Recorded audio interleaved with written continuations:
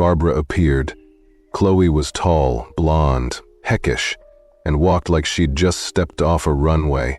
Her uniform fit like it had been tailored just for her. She glanced Barbara up and down. Coat, shoes, soft curls of graying hair, and immediately tightened her smile into something thin and plastic. "Ma'am, economy is boarding through the rear." Barbara blinked. "I'm in 3A. Chloe hesitated, visibly scanning the woman again, as if her eyes might override the printed words. Barbara, still calm, took the boarding pass from her coat and handed it over. Chloe grabbed it a little too fast, barely hiding her disbelief. She stared at the pass longer than she needed to, checking, double-checking, and finally stepped aside. "I see," she said curtly. "Right this way." Barbara didn't flinch. She nodded once and moved toward her seat, third row, window, left side.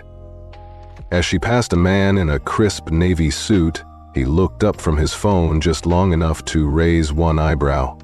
A young woman buckling a baby into a seat gave Barbara a faint smile, then quickly looked away. Barbara slid into her seat and placed her handbag under the one in front of her. She moved slowly but deliberately, like someone used to making her own space without causing disruption. She adjusted her coat, folded her hands, and stared out the window. Behind her, she could hear Chloe muttering to the other flight attendant. "Some people will wear anything to get into first class these days." Barbara didn't react. She just watched the tarmac, where the fuel truck rumbled by and ground crew loaded the last of the luggage. The same thing had happened before, just in different places, with different uniforms. She had stopped keeping track of how often people underestimated her. The weight of it didn't sting anymore. Not the way it once did. But that didn't mean she didn't notice. As the cabin began to fill, a couple across the aisle whispered to each other while looking in her direction. Barbara leaned back slightly and closed her eyes. She wasn't tired. She just didn't want to give anyone else her gaze. Some things didn't deserve your attention. From the front, Chloe called out boarding groups, her voice crisp and commanding. When she walked past Barbara again, her eyes flicked toward her like a challenge. Barbara kept hers closed. She didn't owe the woman a response. She wasn't here to prove she belonged. She had already proven enough in her life. And if anyone in this cabin or on this airline truly knew who she was, they wouldn't be whispering or second-guessing or muttering about coats and shoes. They'd be sitting up straighter. They'd be regretting every word. But Barbara Langford didn't need to remind anyone of her worth. Not with words. She'd let the right phone call do that. Barbara had just settled into seat 3A when the cabin filled with the scent of citrus-scented sanitizer and stale coffee. She adjusted the small pillow behind her back and placed her paperback in the seat pocket in front of her. For a moment, she let herself enjoy the hum of the aircraft, the muted buzz that always felt oddly comforting. But the moment didn't last long. She heard the deliberate click of heels approaching. "Excuse me, ma'am." Barbara opened her eyes. The same flight attendant, Chloe, was now standing directly beside her, arms crossed over her Navy uniform, iPad in hand. "I'll need to verify your boarding pass again." Barbara's expression didn't change. "I already showed it at the gate. Is there a problem?" Chloe pressed her lips together, giving a tight smile that didn't reach her eyes. "It's just a standard double check, nothing personal." Barbara could feel the eyes of nearby passengers beginning to land on her. Subtle glances, sideways looks, one man openly leaning forward with curiosity. The feeling was familiar. She'd felt it in boardrooms, in bank lobbies, even at country clubs. The weight of being questioned in rooms where people assumed she didn't belong. Without a word, she reached into her coat and pulled out the same pass. Chloe snatched it quickly, as though the faster she moved, the less anyone might notice the awkwardness. "You're in 3A?" she asked, flatly, like the answer might suddenly change. Barbara simply nodded. Chloe looked at the digital manifest on her iPad again, even though the seating chart was perfectly clear. After a beat, she handed the pass back, but not gently. Her palm smacked Barbara's fingers hard enough that the paper slipped and fluttered to the floor. A small gasp came from across the aisle. Barbara bent slowly to pick it up, her movements graceful despite the awkward angle. She straightened back into her seat, smoothed the boarding pass between her palms, and turned to Chloe with a calm, level gaze. "You should be more careful," she said softly. "Not with me. With everyone." For the first time, Chloe's confidence faltered. There was something unsettling about how still Barbara remained, how she didn't raise her voice, how she didn't plead or fume. Her silence was heavier than most people's shouting. "I'm just doing my job," Chloe muttered, suddenly sounding much younger. Barbara returned the boarding pass to her pocket and turned back to the window.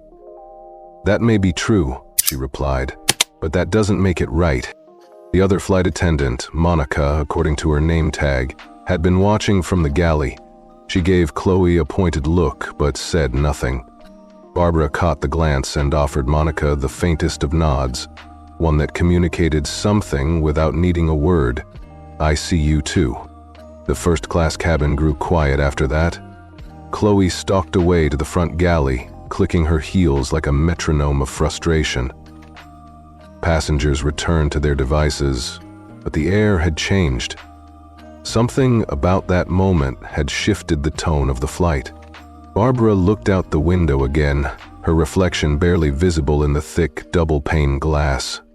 A younger version of herself might have said something sharper, might have demanded to see a supervisor or asked for the pilot. But she had learned over time that power didn't come from making noise. It came from knowing when you didn't have to. Across the aisle, a young man in his 20s looked over at her. "That was messed up," he said under his breath. "You handled it better than I would have." Barbara smiled faintly. "Years of practice," she replied. The man chuckled awkwardly, unsure what to say next. Then he turned back to his tablet, tapping nervously. Barbara leaned her head against the side wall, closing her eyes again. Not to sleep, but to protect her peace. If there was one thing she had mastered in 68 years, it was when to let the world spin around her without getting pulled into its chaos. But peace wasn't something this flight was offering easily. 15 minutes later, Chloe was back. "Would you care for a drink before takeoff?" she asked, voice mechanical. Barbara opened her eyes slowly, met her gaze, and said, "No, thank you." There was no edge to her tone, but the way she said it made Chloe flinch slightly, as if even Barbara's refusal carried weight. Barbara didn't smile. She didn't soften it. She simply returned to looking out the window. By now, most of the passengers were seated. Overhead bins were shut, bags tucked under seats. A child's voice echoed from coach. The final boarding chime rang out, followed by the captain's voice over the PA.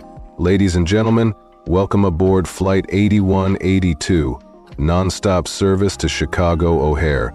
Flight time will be 2 hours and 18 minutes. Barbara listened, but didn't really hear the rest. She was already thinking of the call she might have to make. She had hoped this wouldn't be one of those flights, but the ache in her chest told her it was. And if it was, she knew exactly what to do. The plane had leveled off at 35,000 feet. Soft chimes rang overhead as the seatbelt sign blinked off. Passengers shifted, unbuckled, reached for laptops and drinks. Conversations buzzed gently through the cabin. Business chatter, vacation plans, the occasional laugh from economy. But in seat 3A, Barbara Langford sat completely still. She didn't open her book. She didn't ask for a beverage. She just stared out the window like the clouds had something to tell her. Across the aisle, a woman in a cashmere sweater leaned in close to her partner and whispered something. Barbara could feel their eyes darting back to her. The attention didn't surprise her. It never did. But it was the flavor of it that stung. Pity, suspicion, misjudgment. They thought she was poor, lost, someone who had wandered into the wrong part of the plane. They saw her code and her age and assumed everything else. No one saw power in a trench coat with fraying sleeves. Chloe, the flight attendant, returned to the aisle like she was walking a runway. This time, she didn't even look at Barbara. She served drinks to the other passengers, warm towels for the couple in 3C and 3D, a sparkling water with lime for the hedge fund guy in 2A, a mimosa for the influencer in 1B. But Barbara? Nothing. She wasn't invisible. She was being deliberately ignored. Barbara exhaled quietly. She wasn't surprised. What disappointed her was how lazy the cruelty had become. Chloe didn't even bother hiding it anymore. A small tap came from behind. Monica, the other flight attendant, leaned gently over her seat back. Her eyes were kind. "Would you like anything, ma'am?" she asked quietly. Barbara offered her a soft nod.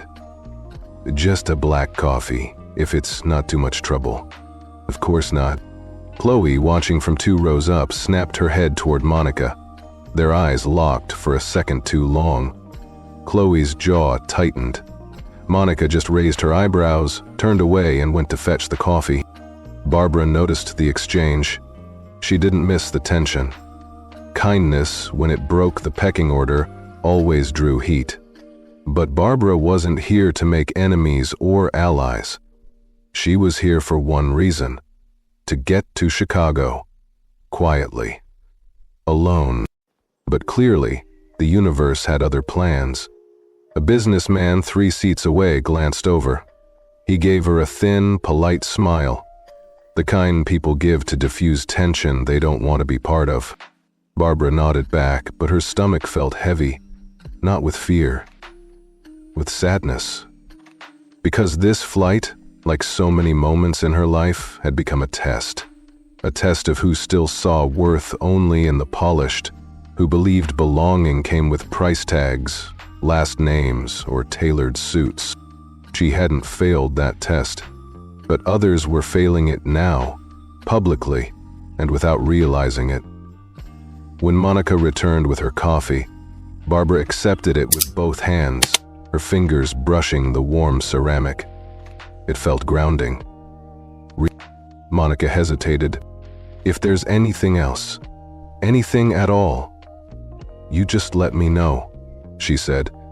Not loudly, but loud enough for someone else to hear. Barbara met her eyes. "Thank you, dear. That means more than you know." Monica gave a small smile, then slipped away again. Chloe watched the whole thing from the galley. Her posture turned rigid, her arms crossed. She muttered something under her breath, then disappeared behind the curtain. Barbara took a sip of her coffee and let the warmth settle in her chest. She could feel the moment building. Not just inside her, but in the cabin. The stares, the whispers, the way Chloe moved more aggressively, slamming a bin, rushing a man as he adjusted his laptop tray. This wasn't about a mistake anymore. This was a choice, and choices had consequences. Barbara turned her head and looked out the window again. She watched the clouds roll past like slow waves. Somewhere below, fields and towns and highways slipped by, unaware of the storm brewing in this cabin. She reached into her coat and pulled out her phone. No one noticed. She didn't dial right away. She just stared at the screen for a moment. Then her fingers moved, calmly, deliberately, one number at a time. She wasn't calling to shout. She wasn't calling to demand. She was activating gravity. Back in row 4, the young man who'd defended her earlier was watching. He didn't say anything, but his eyes lingered on her phone, on her posture, on the strange, unshakable calm Barbara carried like armor. He didn't know her name. He didn't know what she'd done in her life. But something in him told him to keep watching, because this flight was no longer cruising. It was heading toward a reckoning, and Barbara Langford was at the center of it. Barbara ended the call with a gentle tap, then slipped her phone back into the inner pocket of her trench coat. There was no expression on her face, no victorious grin or smug satisfaction, just the calm, practiced stillness of a woman who had made the right call and knew it would take effect exactly when it needed to. The clouds outside the window looked the same, but inside the cabin, everything had begun to shift.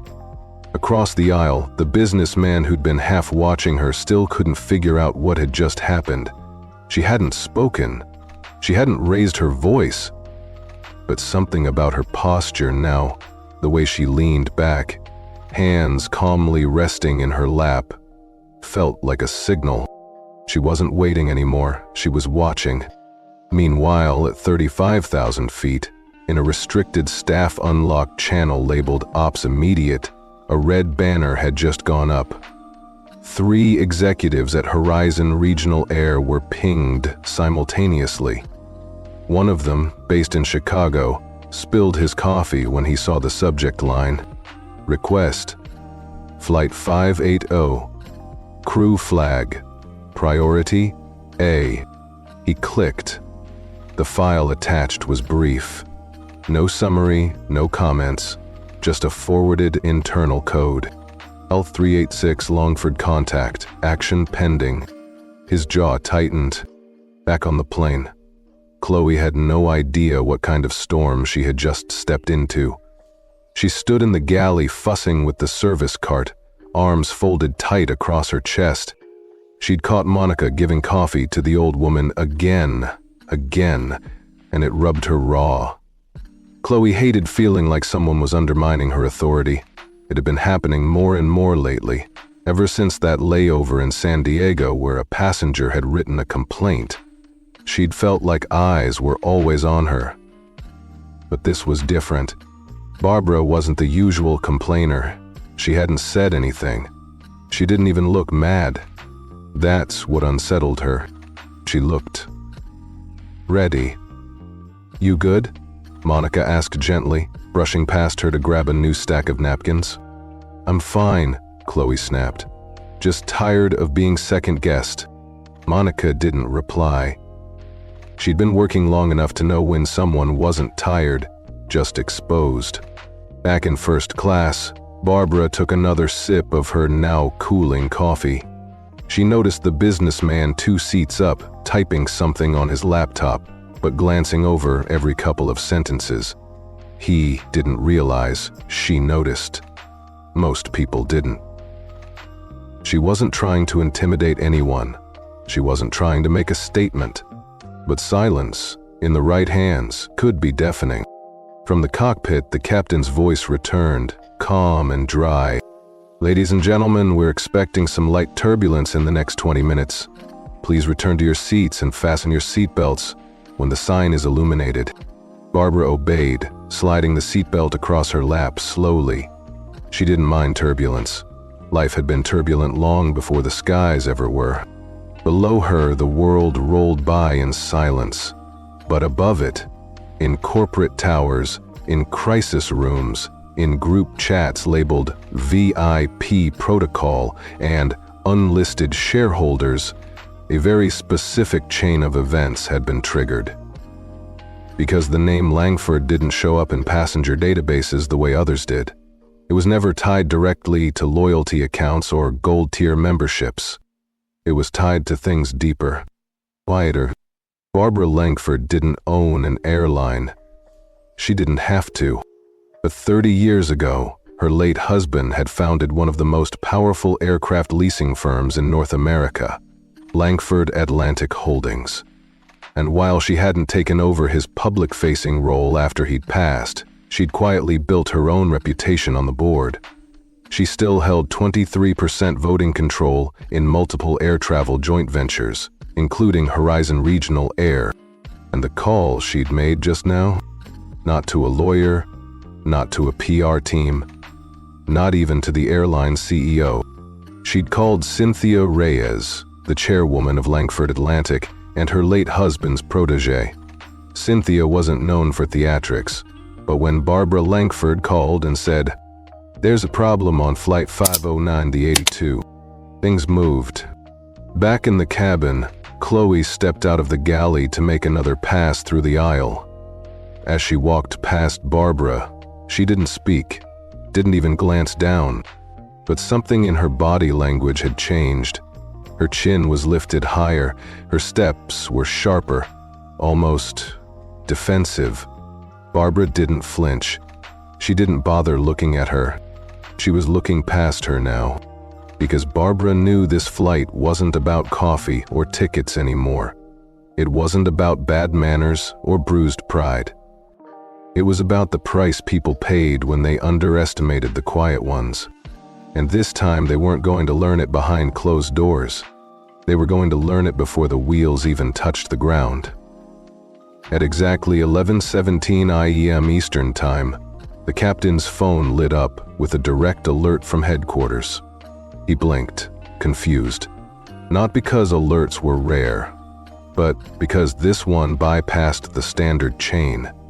It was flagged, red, level, the highest priority, with a code he hadn't seen in years. Langford aboard, monitor immediate. Captain Russell Holtz had flown for 27 years. He'd seen weather diversions, VIPs, even a senator once. But this meant someone powerful was watching, right now, from the ground. He tapped twice, entered his clearance code, and the full directive opened. Do not announce, do not alter course. Stand by for executive instructions. Maintain discretion, no crew disturbance. Passenger 3A is to be given full deference. Holtz whistled low under his breath. He glanced toward the co-pilot. Something wrong, Cap? She asked, adjusting a dial. Nope, he said, clearing his throat. Just tighten everything. Corporate wants a smooth ride. He didn't explain further. He didn't need to. The tone in his voice was enough. Back in the cabin, Chloe was trying to smile her way through service, but it was a paper-thin act. Her cheeks ached from holding it together. She could still feel that woman in 3A watching her. Or worse, not watching her. The way she'd been dismissed with just a glance had unsettled her more than any complaint ever could. It was the quiet ones you had to worry about. From behind the curtain, Monica emerged again, checking inventory with quick efficiency. Chloe was about to speak when the intercom buzzed. An internal chime only for crew. Monica leaned toward the phone, nodded, and stepped back into the galley. Moments later, her eyes flicked up. Chloe, what? You're wanted at the front, now. For what? Monica didn't answer. She just looked at her. Chloe wiped her hands on her apron and moved toward the cockpit, heels clicking too fast against the floor. The businessman in row 2 noticed. So did the couple in 4C and 4D, exchanging glances behind their sunglasses. As she approached the cockpit door, Captain Holtz met her halfway. He stepped into the small alcove near the lavatory and gestured for her to follow. You know a passenger in 3A? He asked, voice low but steady. Chloe's mouth opened, then closed. Yes, sort of. There was an issue during boarding. What kind of issue? Chloe hesitated. Just a seating confusion. She didn't look like she belonged in first, but she had a valid ticket. I handled it. Captain Holtz looked at her like she had just said something incredibly dumb, but was too polite to say so. She didn't just have a ticket, he said, crossing his arms. She owns most of the seats on this plane. Chloe blinked. What? You're flying Barbara Langford, he said flatly. As in Langford Atlantic Holdings, as in one of the top private aviation investors, in the eastern US. Chloe felt like the floor under her shoes had vanished. She gripped the side wall. She didn't. Why wouldn't she say anything? She doesn't have to, the captain replied. People like her don't yell. They don't ask to speak to managers. They make one call and let the rest unfold. Chloe felt her stomach twist into a knot. The captain's voice grew colder. Do you know how many planes Horizon leases from her company? She shook her head. Almost 40% of our regional fleet. If she pulled her contracts, we'd have planes sitting grounded in hangars next month. Silence fell between them. Captain Holtz sighed. I don't know what you said to her, but I do know we're being watched now. This flight is under observation, and the message from corporate is clear. Do not mess this up. He didn't yell. He didn't even raise his voice. That made it worse. Chloe nodded, barely holding it together. As she walked back down the aisle, she felt like she was moving through water. The passengers seemed quieter. The light above her flickered slightly. Every step sounded louder than it should have. And at row 3, she saw Barbara Langford again. Still quiet, still watching, and this time, Chloe couldn't meet her eyes. In the galley, Monica glanced over as Chloe passed. You good? She asked again. No, Chloe said quietly. No, I think I made a very big mistake. The air inside the cabin had changed. Not the temperature, not the recycled chill of 35,000 feet, but something less tangible, something people felt but couldn't name. It started with silence. Not the peaceful, sleepy kind you expect mid-flight. This was the sharp kind, the kind that makes people glance up from their books and pause their movies without knowing why. Even the baby in 7D had stopped fussing. The toddler across the aisle suddenly reached for her mother's hand. Something unspoken had swept through the cabin, and it made the whole space feel too still. Barbara Langford sat quietly in 3A. Her coffee long since cooled. Her hands rested lightly in her lap, one thumb slowly tracing the edge of her ring finger. It was the only movement she allowed. Across from her, a man in his early 40s, business casual, silver laptop open, kept stealing glances her way. At first, it was curiosity. Then it turned into caution. There was something about the woman in 3A he hadn't noticed before. A weight, a presence, and she hadn't even spoken. At the front of the cabin, Chloe was unraveling. She wasn't stomping, she wasn't snapping at passengers or throwing trays. She was doing what scared flight attendants do when they're trying not to look scared. She smiled too hard. She moved too fast. She adjusted the same safety card twice, and the passengers noticed. One woman leaned toward her husband. Is something going on? She whispered. He shrugged. No clue. But did you see the captain come out earlier? Another row back, a teenage boy pulled off his headphones and looked toward the front. He could feel it too. Something wasn't right. Monica, moving with the calm of someone who'd been through dozens of mid-air situations, tried to hold the rhythm together. She offered snacks, refilled waters, smiled politely, but she didn't try to smooth over the tension. Some things weren't hers to fix. Chloe brushed past her again, this time nearly knocking a tray off the counter. Monica caught it mid-fall, without a word. But her eyes followed Chloe for a moment longer than usual. Something in the girl's face said she knew the floor was about to give out. In 2C, the businessman finally spoke. To anyone in particular, he muttered to the woman beside him. This is the quietest I've ever heard, first class. She nodded slowly. Feels like something's coming. Back in coach, things were calmer, but not immune. A flight attendant whispered something to a colleague near the galley. A mother, checking her toddler's seatbelt, paused when she noticed both flight attendants looking toward the front, not the back. Everyone was looking forward. Everyone was sensing the shift. Even the flight deck could feel it. Captain Holt sat with his hands loosely resting on the yoke, not because he needed to fly manually, but because he was wired tight. Every couple of minutes, his eyes flicked to the cabin monitor. He hadn't received another message since the first alert.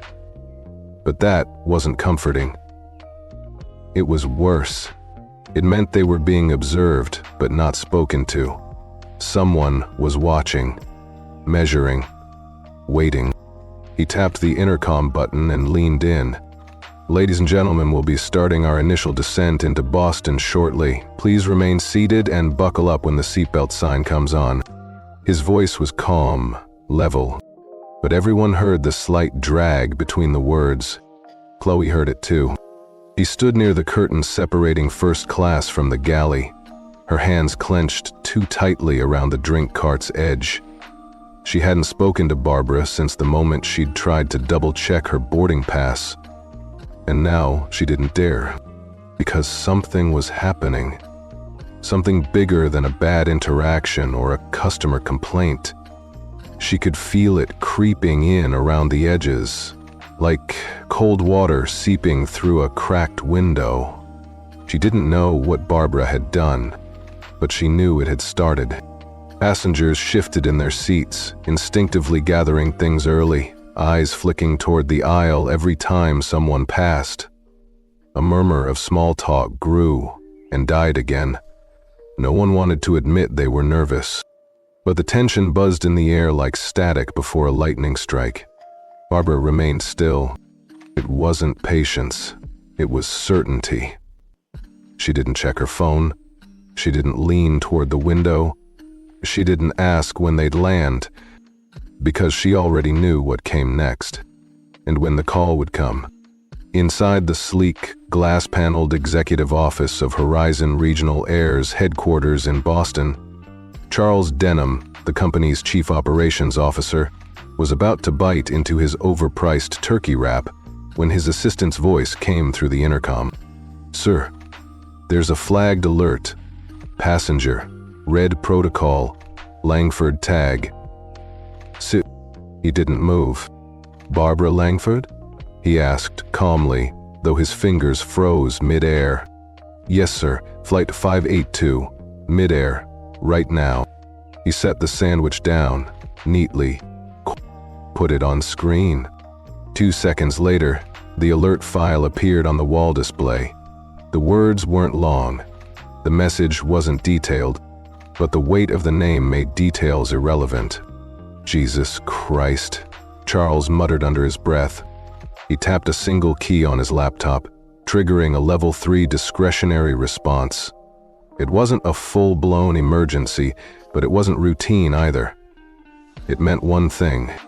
We've got someone powerful on board, and we just made a mistake. Beside him, his chief risk officer, Marcy Liu, appeared in the doorway. "Is it true?" "Langford's on 582. She whistled. "We're doing damage control." "No," Charles said, already dialing a secure number. "We're doing reputation rescue." Miles away, in a quiet corner of Manhattan, Cynthia Reyes was sitting at a mahogany conference table when her personal cell lit up. One word on the screen. "Barbara." She didn't answer right away. Cynthia didn't rush for anyone, but for Barbara Langford. She picked up after one ring. Barbara's voice was soft, measured. "I'm mid-air. Flight 5282. Cynthia sat up straighter. "There's been an incident." Barbara didn't raise her voice. She didn't offer dramatic details. Just a few sparse lines about a flight attendant who shouted, who dismissed, who doubled down even after being shown the truth. And that was enough. Cynthia didn't ask questions, she just said one thing: "I'll take care of it." At 11:46 a.m., a senior VP at Horizon Air received a personal message from Cynthia Reyes. 2 minutes later, an emergency operations meeting was called. Not scheduled. Called. 10 executives dialed in. No one joked. No one asked to reschedule. The Langford name didn't allow for casual follow-ups. "I want eyes on the crew," Cynthia said. "I want to know their records, their complaints, and their contracts. I want to know who they are before this plane even hits the ground." The HR director on the call went pale. "You think it's that serious?" "Barbara doesn't call to chat," Cynthia replied flatly. "If she spoke up, we already screwed up. Our job now is to ensure the fallout doesn't reach the media or the board." Someone else on the call asked the dreaded question, "What if it does?" No one answered, but everyone knew what it would mean. Stockholder meetings, forced resignations, PR nightmares with racial bias at 30,000 feet plastered across headlines. The quiet ones always carried the most powerful consequences. Back on Flight 508, too, the seatbelt sign chimed on. Passengers slowly shifted, tray tables clicked shut, but no one really relaxed. They still felt it, the tension. The stillness that had settled like fog in first-class Barbara Langford didn't move. She simply lifted her eyes toward the aisle as Chloe passed by. Not accusatory, not cruel, just steady. And somehow that look rattled Chloe more than if Barbara had yelled. She ducked into the galley, breathing fast, trying to steady her hands. Monica looked at her, concern etched deep in her face. "What happened? She's not just a passenger," Chloe whispered. "She's someone. Like big." Monica raised an eyebrow. "How big?" Chloe swallowed hard. "Like owns a piece of the airline big." Monica didn't speak for a long time. When she did, it was slow, quiet. "Then you better hope that call she made wasn't the kind that ends careers." In Boston's corporate tower, executives were scrambling. Not because Barbara demanded it, but because she didn't. Silence was worse than outrage. A quiet woman with quiet power meant you didn't know what she would do next. They began preparing internal documents, investigations, preemptive press statements. But most of all, they started preparing for in-flight crew reassignment, the kind of action reserved for major emergencies, the kind of action that had never been done on a flight like this before, because Barbara hadn't asked for anyone to be fired. She'd simply placed a call. And now the machine was moving to fix itself. Because if they didn't act first, she would. In the cockpit, Captain Holtz received a final ping. "Prepare for post-landing crew removal. Names to follow. No public announcement. Maintain discretion." He stared at the message for a long second, then sighed. "This is going to be messy." His co-pilot glanced over. "What's going on?" He didn't answer. Some truths didn't belong in the air. In row 3A, Barbara folded her hands again. She didn't smile, she didn't blink. But somewhere inside, she knew the dominoes had started falling. Not loudly, not dramatically, just enough to remind the world what happened when people forgot who they were speaking to. As the landing gear dropped and the familiar screech of hydraulics filled the cabin, passengers stirred, but only slightly. There was no chatter, no jokes about turbulence, no scrambling for overhead bins. Just silence. Not a peaceful kind, but a tight silence, like everyone could feel something sharp about to snap. Barbara Langford sat upright in her seat, eyes calm, her expression unreadable. She didn't check her phone, didn't speak. Her presence alone made the people around her sit straighter, without even realizing why. Chloe stood at the front of the cabin, her fingers gripping the side handles so tightly, her knuckles went white. The seatbelt light turned off with a chime. But still, no one stood, because that's when the intercom buzzed. The captain's voice came through, calm, precise. "Ladies and gentlemen, please remain seated for a brief moment." There will be a crew transition before deplaning begins. We appreciate your cooperation." A crew transition? The businessman in 2A frowned. What does that mean? The elderly couple in 4C and 4D glanced at each other. The teenager across the aisle slowly pulled off his headphones again. Even Monica, who had flown through medical emergencies, celebrity tantrums, and FAA inspections, stiffened slightly. She turned toward Chloe, who looked like she was about to be sick. "Chloe," she whispered, "what did you do?" Before Chloe could respond, the front door of the aircraft opened, and two uniformed airline supervisors stepped in. Not TSA, not security, internal corporate staff. Their blazers were sharper, their expressions unreadable. They moved with a purpose. A murmur passed through the cabin like a ripple across still water.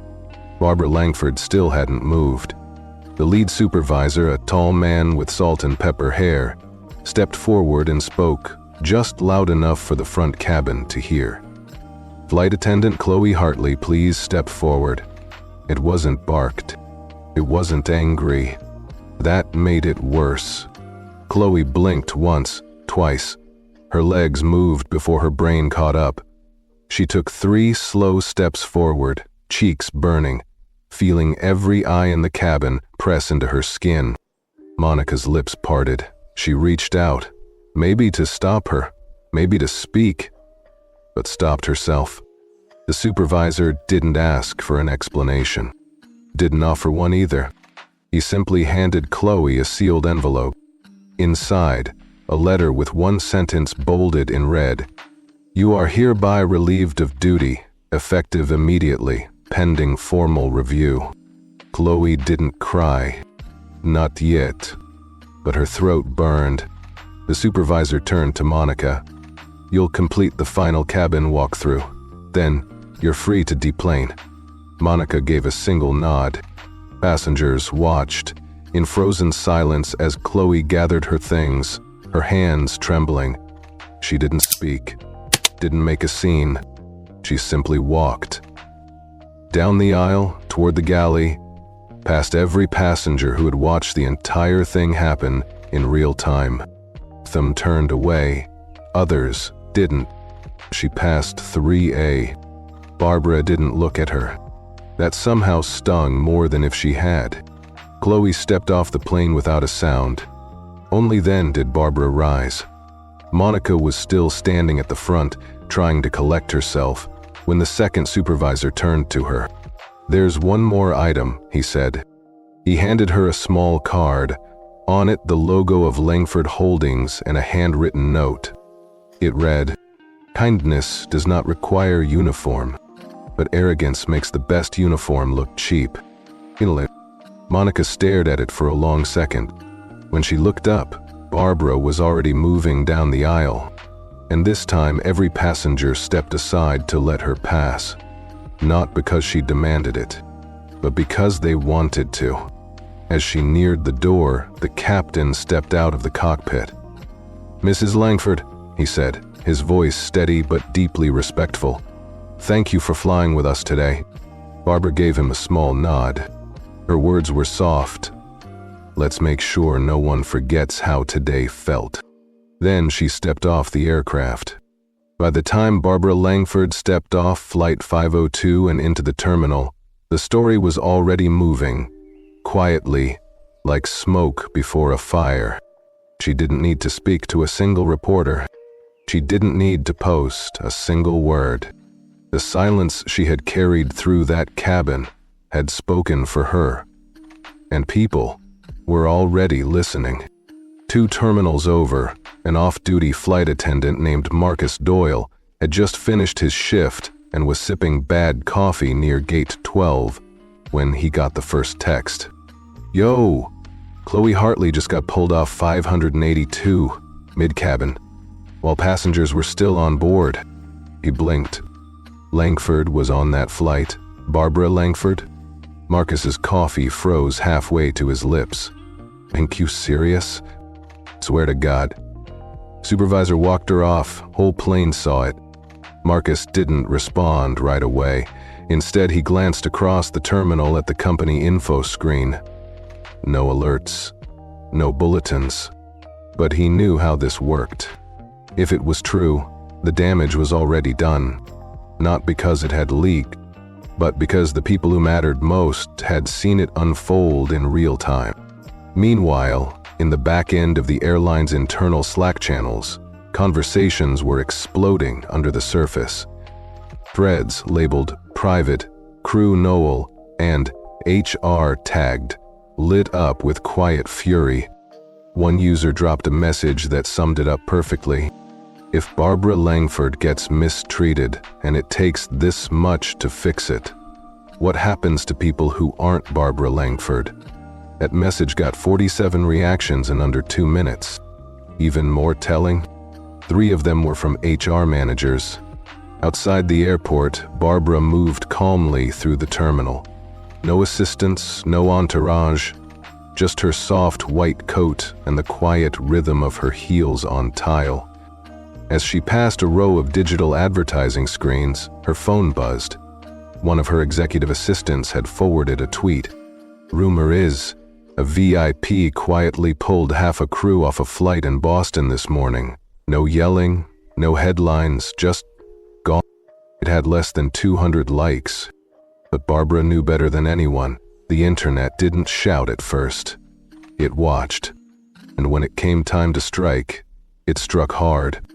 She stepped into the back seat of her waiting car and gave the driver a small nod. No need for words. The car pulled into traffic. Inside Horizon Air's corporate HQ, the mood had shifted. Earlier that morning, executives had scrambled to get ahead of what they thought was a manageable incident. But by late afternoon, it was clear this wasn't about one flight or one mistake. It was about perception. And the perception was, a woman with quiet power had walked onto their plane, been mistreated by someone who didn't recognize her, and instead of retaliating with a press conference or a lawsuit, she had made a single phone call and turned the entire flight inside out. And people loved that. They loved that she didn't scream. They loved that she didn't tweet. She just acted. Now, headlines were beginning to creep in. Small ones, on industry blogs. Flight crew replaced mid-flight on Horizon 582. Source says executive passenger prompted action. An aviation analyst posted a breakdown on LinkedIn. Rare crew transition during deboarding is almost unheard of. Suggests internal escalation at the highest level. Horizon has explaining to do. In the communications department, a junior PR analyst nervously approached her manager. Do we have a response plan? The manager rubbed her temples. No, not yet. Shouldn't we issue a statement? We don't even know what we'd be denying. Because that was the worst part. Barbara hadn't said anything, and that silence terrified them more than any lawsuit. On a quiet bench outside the terminal, Chloe sat with her duffel bag at her feet, scrolling through her phone with numb fingers. She had no messages, no calls, no idea what came next. Her hands still trembled. A group of passengers from her flight walked by. One woman paused, looked at her, then turned away sharply, whispering something to the person next to her. Chloe didn't blame her. She didn't blame any of them. She blamed herself. She had made a mistake, a big one. She had judged too fast, spoken too harshly, doubled down instead of stepping back. And now, she was sitting outside an airport terminal with no uniform and no title, waiting to find out if she still had a job. Somewhere behind her, a plane took off. The roar echoed deep in her chest. Back in the executive conference room, Charles Denham stood at the window overlooking the tarmac. Marcy Liu joined him, while not making a statement. No, Charles said. She doesn't need to. Marcy glanced at her phone. We're trending, not by name, but by incident. Flight 582. Charles turned from the window. Get ahead of it. No, he didn't answer. because there wasn't a good way to spin this. No statement could rewrite what passengers had seen with their own eyes. A respected older woman, treated like she didn't belong, only to reveal, through silence, not shouting, that she belonged more than anyone else in that cabin. She didn't just own stock, she owned the room, and now she owned the narrative. Late that night, Barbara sat in her living room, lights dimmed, a classical vinyl humming softly in the background. Her phone buzzed. A text from Cynthia Reyes. Perfect execution. No blood. All the damage where it hurts most. Barbara smiled softly. Typed 2 words. Not done. Then she set the phone down and closed her eyes. Because the real message hadn't been delivered yet. And the final move was still to come. By the time the Horizon Airlines executive board gathered inside the 21st floor conference room at their Chicago headquarters, every person at the table had already heard the same story, just told a dozen different ways. Some heard it from an internal memo, some from Slack, others from their teenage kids who had seen the Flight 582 hashtag starting to trend that morning on TikTok. But the facts were unavoidable now. A high-ranking, well-respected passenger had been publicly humiliated by a flight attendant. A portion of the cabin crew had been relieved on the tarmac before passengers even stood up to retrieve their bags. And no one, not PR, not legal, not operations, had a clue it was coming, because the woman behind it never raised her voice. She didn't threaten. She didn't. She made one phone call, and everything started shifting. At the head of the table sat CEO Martin Voss. He was sharp-suited, with gray at his temples and a permanent crease in his brow that suggested he slept less than anyone else in the room. To his right sat Marcy Liu, VP of Communications, already scrolling on a muted iPad. Her feed showed comment after comment. Anyone know who was on Flight 582 today? Something huge went down. You could feel the tension in the air. Respect isn't optional anymore. Good. On his left, General Counsel Richard Evans was tapping a thick file on the tabletop with controlled frustration. She hasn't filed anything formal. No complaint, no demand, not even a statement. Which makes it worse, Marcy muttered, because it means we have zero control. Martin Voss leaned back. Where's the update on her identity? A silence, then Richard spoke.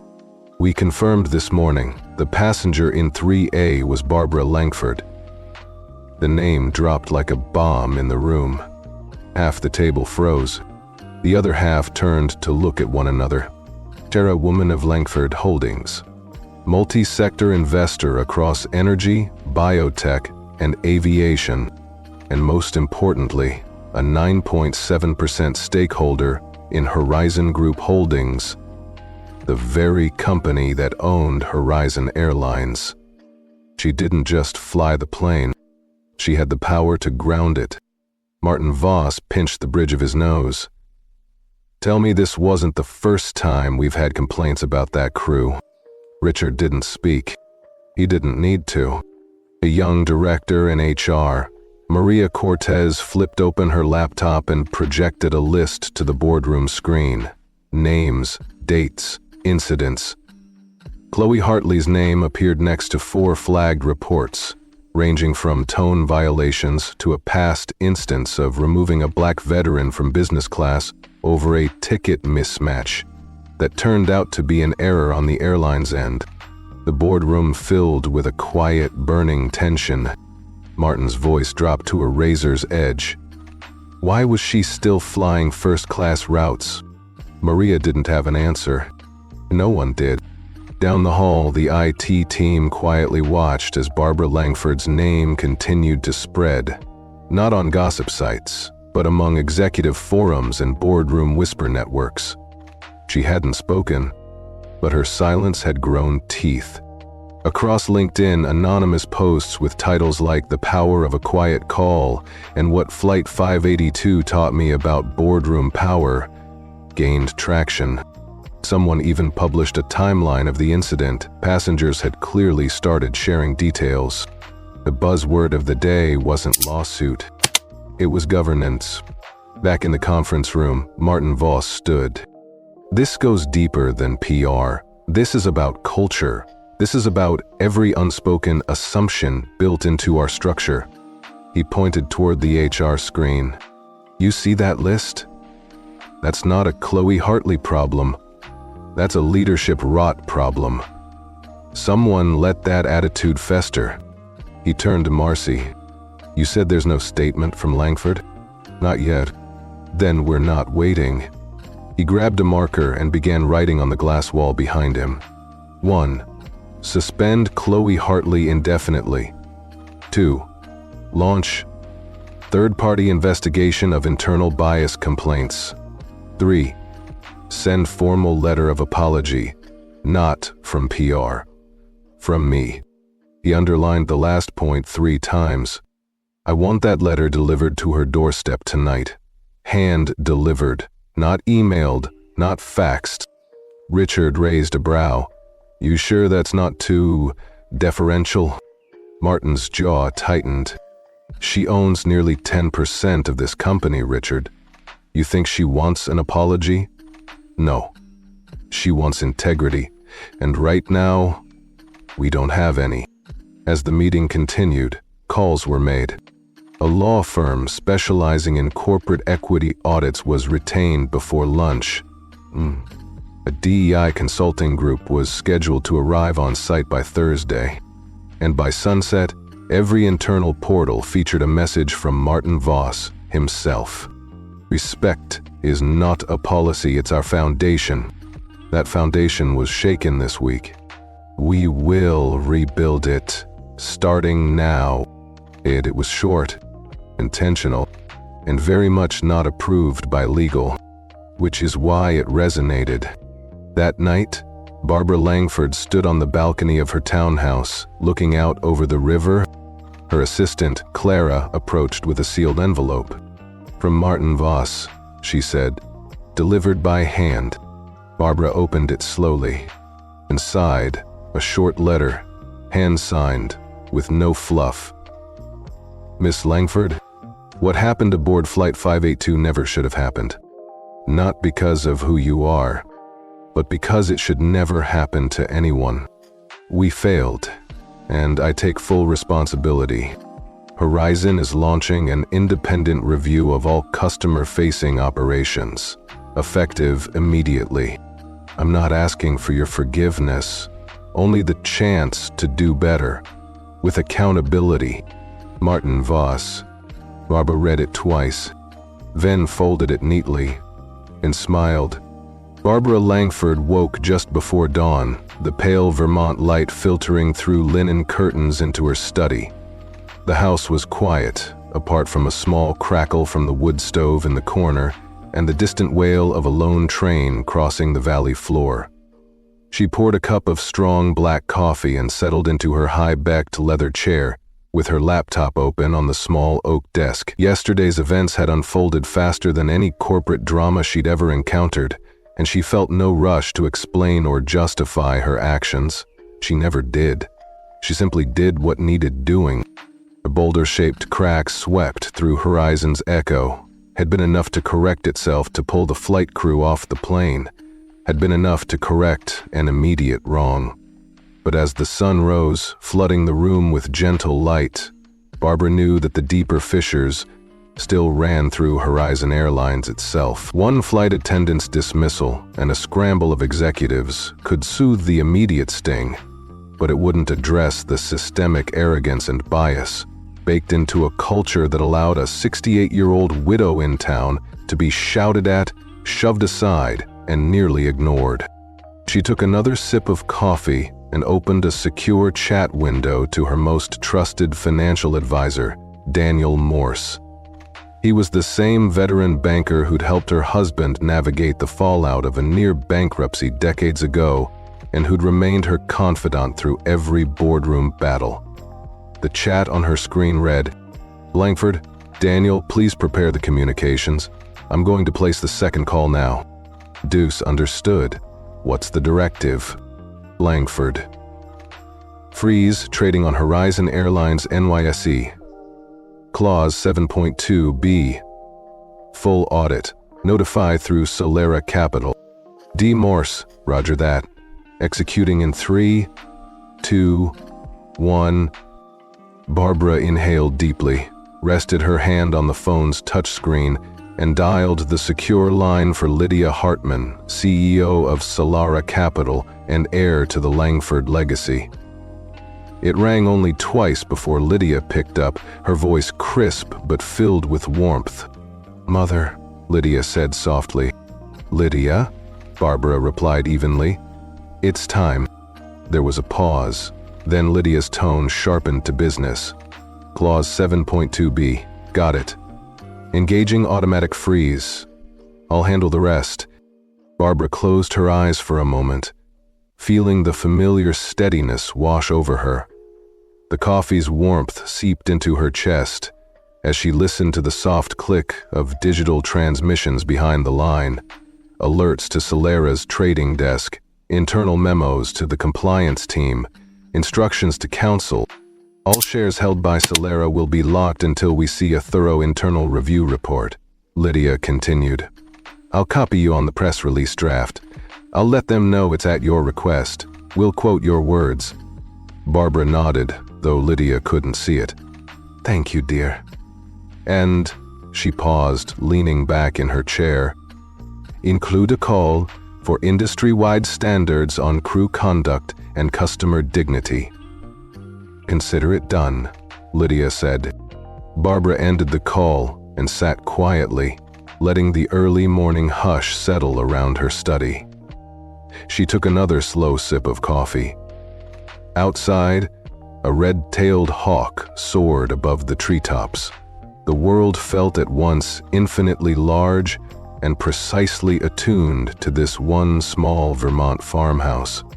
2 hours later, the New York Stock Exchange trading floor buzzed with unusual energy.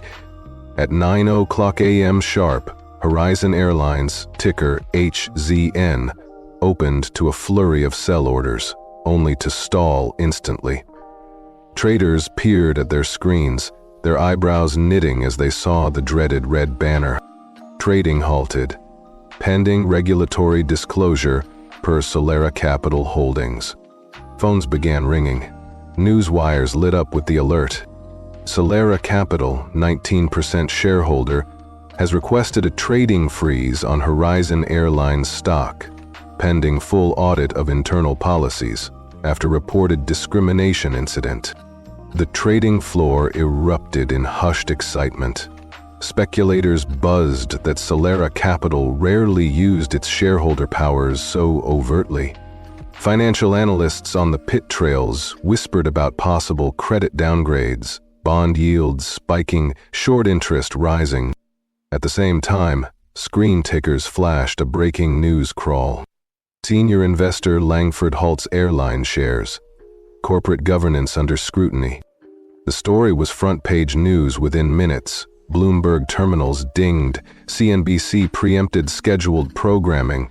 A banner across Fox Business declared, Langford legacy, shareholder revolt, or justified accountability. Inside the pit, a young trader named Raj Patel pounded the desk.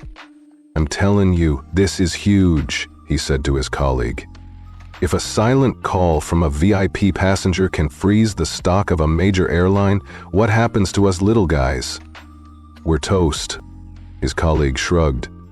It's classic power play, but this was no threat. This was principle. Everyone's watching now. Brother, thought Raj, and I'm losing my lunch money.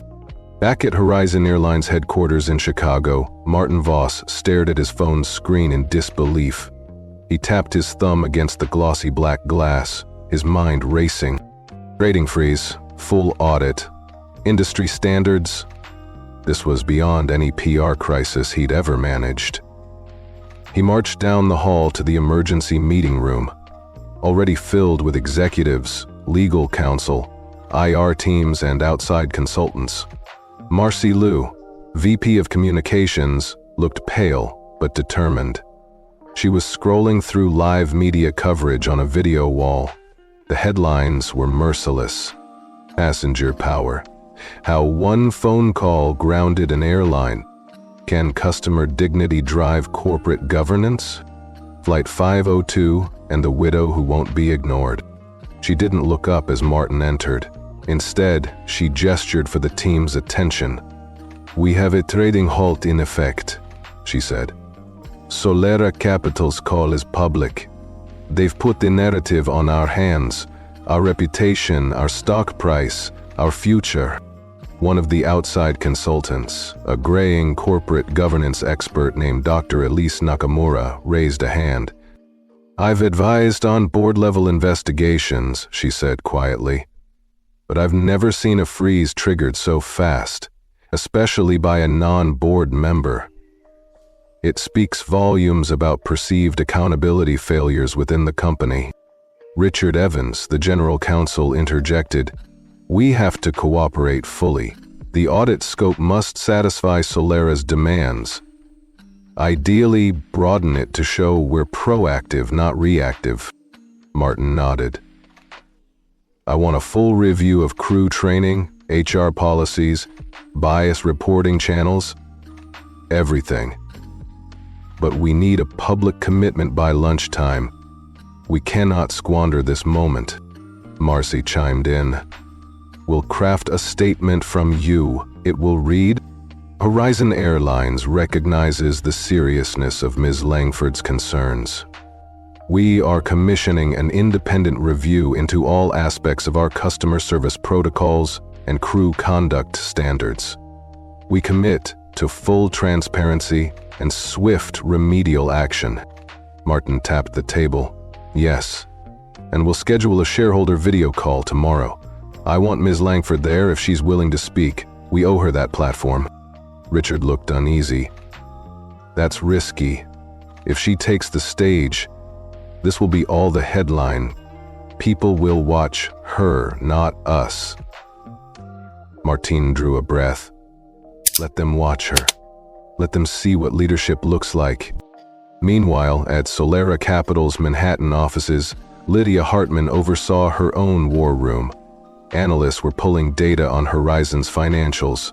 Risk managers were calculating potential credit downgrades. PR staff drafted social media posts celebrating stakeholder activism and corporate social responsibility. Lydia's inbox pinged. "Chairwoman Langford holds court at the board call preview. Shareholders are lining up. Questions." She smiled. "Arrange for her to dial in," she told her assistant. "And make sure the line is clear. No interruptions." She paused, tapping her pen against her desk. "Get me the list of top 10 questions, especially on bias protocol. And send me one question from the audience.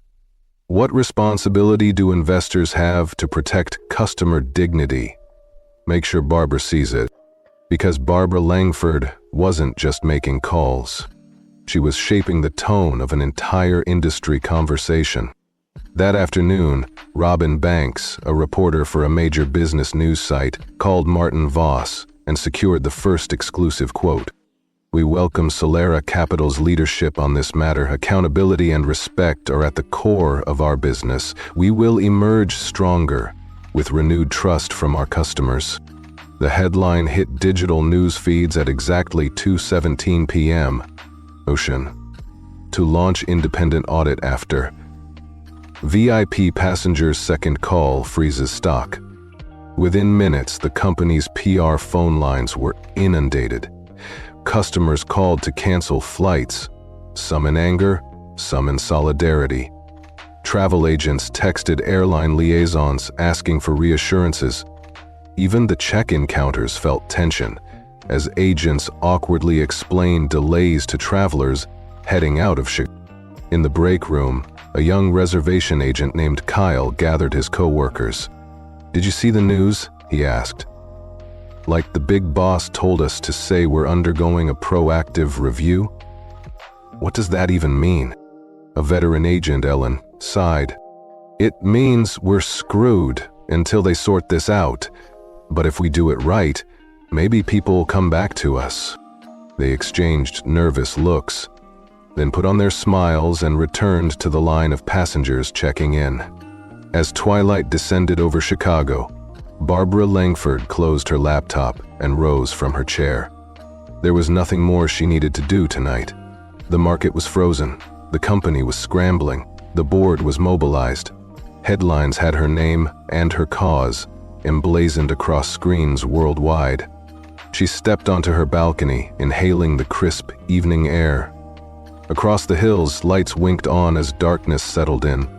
She pictured the trading floor, dark now in their freeze. She pictured the boardroom, frenetic with calls and memos. She pictured Chloe, wherever she was, wondering how things had spiraled so far from a single flight attendant's outburst. Barbara's hand went to the locket she wore at her throat, a small oval containing a miniature portrait of her late husband in his Air Force uniform. She touched the cool metal and whispered, "Thank you." Not for what she'd done, but for the lesson she'd learned long ago. Respect is not given. It's held in quiet power, ready to be wielded when needed. And when the world heard the echo of her second call, it didn't roar. It rippled. Because sometimes the loudest voices are the ones that don't speak at all. Barbara Langford woke before dawn once more, though this time the Vermont air felt less still and more expectant. She found a crisp envelope waiting on her kitchen table, stamped with the Horizon Airlines logo. Inside was an invitation, handwritten on heavy cream stationery, requesting her presence at the inauguration of the Langford Lounge in Terminal B of Chicago O'Hare. The ceremony was set for the afternoon, timed to coincide with the earliest flights out. A simple line at the bottom read, "In recognition of your unwavering dignity and the lessons you taught us all." She paused, holding the invitation between her hands. 6 months had passed since that one silent call on Flight 582, and the world had shifted. She had declined most speaking engagements, avoided cameras, and focused on local community work, volunteering at the Vermont Historical Society, revisiting her late husband's memoirs, ensuring a small library in town carried stories of aviation history. Yet here was proof that respect, once earned, could become a beacon for others. By mid-morning, she was on a direct flight to Chicago. There was none of the old anxiety she used to feel when boarding planes. Today, she passed through security with a polite nod to the TSA agent, who recognized her from press coverage and offered a quiet, appreciative smile. The agent whispered, "Thank you for all you did," as Barbara stowed her bag. No one asked her to prove she belonged. In Terminal B, the new lounge was tucked down a corridor by Gate B12. A modest ribbon of navy velvet stretched across its entrance, anchored by 2 slender brass stands. Inside, the lounge was designed with comfort and warmth in mind. Soft leather chairs arranged in circular pods, warm wood paneling, built-in charging stations hidden in side tables, and floor-to-ceiling windows overlooking the runway. Discreetly engraved above the entrance was a single line in brass letters, "Langford Lounge, a seat of quiet dignity." A small gathering had already formed. Horizon executives in sharp suits, a handful of the airline's PR team, flight attendants in crisp uniforms, and a few passengers who'd been invited for their first-class connections. Captain Russell Holt stood near the front, his posture relaxed but respectful. Monica and several of the new flight attendants she'd quietly mentored were scattered through the crowd, exchanging nervous whispers. Barbara approached the ribbon with Martin Voss at her side. He offered her a simple pair of golden scissors. She cut the ribbon without fanfare. The crowd clapped, gently, with feeling, like a museum audience moved by a subtle masterpiece. A hush followed, then Martin stepped forward with a microphone. "Today," he began, voice steady, We honor a woman whose quiet strength taught us more than words ever could. Barbara Langford reminded us that respect isn't a privilege. It's the heart of who we are. It isn't worn on a uniform or stamped on a boarding pass. It's shown in each interaction. The Langford Lounge stands as a daily reminder. Treat every passenger, every human, with the dignity they deserve. He nodded to Barbara, then stepped back. All eyes turned to her. Barbara stood still for a moment, the weight of attention settling around her like a gentle cloak. She cleared her throat. "I'm humbled," she said softly, voice carrying across the lounge. "This space, it isn't about me. It's about the choice we all make, every day, to see someone else's worth. I never asked for recognition. I asked only that we treat each other as human beings, with care and kindness. If this lounge reminds even one person of that, then it will have served its purpose." She offered a calm smile, then stepped aside. A murmur of approval swept through the attendees. No one rushed to snap photos. No one clamored for a soundbite. Instead, people quietly nodded at one another, as if sharing in a collective promise to carry that lesson forward. After the informal ceremony, Barbara was led on a short tour. The first station she came to was a small touchscreen display showing stories from passengers who had experienced kindness on flights. Tales of attentive service, swift assistance to elderly travelers, unexpected consultations for nervous flyers. One story featured Monica, who'd since become a trainer in the airline's new sensitivity program. When Barbara tapped the thumbnail, Monica's face appeared on the screen, describing how Barbara's calm correction had inspired her to advocate for better training. Barbara paused, watching Monica's earnest words. Later, she found Monica in a corner, helping a young trainee adjust her uniform. "Thank you for everything," Barbara whispered. Monica blinked, then shook her head. "Thank you, Ms. Langford," she replied, voice thick. "You showed me what real service looks like." Barbara's eyes softened, but she said nothing more. She simply continued through the lounge, admiring small details. The curated selection of local Vermont chocolate on a snack bar. The bookshelf stocked with classic aviation memoirs, alongside children's picture books. The framed quote on the wall, "Respect isn't given with a word. It's earned in every silent moment." As she neared the exit, a terminal employee pointed out a small kiosk where passengers could write notes to future visitors. Barbara took a pen and left a message. "You are more than your boarding pass. You deserve kindness. Always. E-Bell." She signed it in neat lettering. Before leaving, she paused at the set of comfortable armchairs by the window. She sank into one, looking out as a Horizon jet taxied toward the runway. Its engines idled, but the energy in the air felt different, lighter, charged with possibility. Her phone buzzed gently. It was Lydia, sending a picture of the trading screen now open again, showing Horizon Airlines back in green, trading volumes rising. Barbara didn't respond. She didn't need to. Her second call had set into motion more than a corporate audit. It had reminded an entire company and an industry that dignity and quiet authority could ground a crisis more effectively than any press release. He tapped the glass beside her seat. The tray table slid out smoothly and she opened her locket, revealing her husband's portrait. She touched the cool metal, then looked back out at the runway. People still waited in lines, chatted at gates, loaded their luggage, scanned their passes. Some of them would visit the Langford Lounge someday. Some might simply pass by without notice. But the echo of Barbara's choice, the choice to speak softly with action rather than volume with anger, would linger in that lounge long after she left.